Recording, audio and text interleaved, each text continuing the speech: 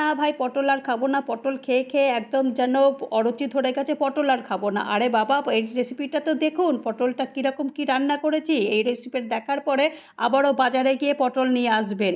তো চলুন দেখে নিই পটলটা কীভাবে রান্না করেছি। পটলটা তো ভালো করে ধুয়ে পরিষ্কার করে নুন হলুদ মাখিয়ে পটলটা ভেজে নিয়েছি।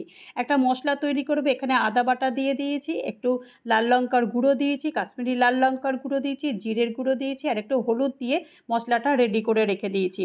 মশলাটা এখন রেডি করে রেখে দেওয়ার পর তারপরে যে কড়াইতে তেল বেঁচেছিল সেই তেলেতেই একটু জিরে ফোড়ন দিয়েছি, আর গোটা গরম মশলা দিয়েছি, আর একটা তেজপাতা দিয়েছি।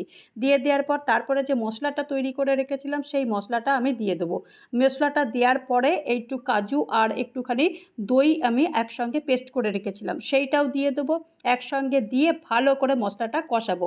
কষানোর পর একটু স্বাদ মতো নুন দিয়ে দেবো। নুনটা দেওয়ার পরে তারপরে আমি বাড়িতেই আগে থেকে একটু ছানাটা তৈরি করে রেখেছিলাম, সেই ছানাটাও একটু গুঁড়ো গুঁড়ো করে দিয়ে দেবো।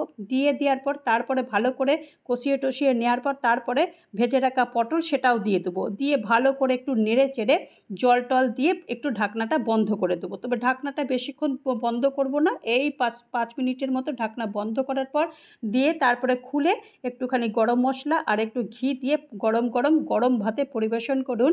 পটল ছানার কালিয়া খেতে দুর্দান্ত হয়।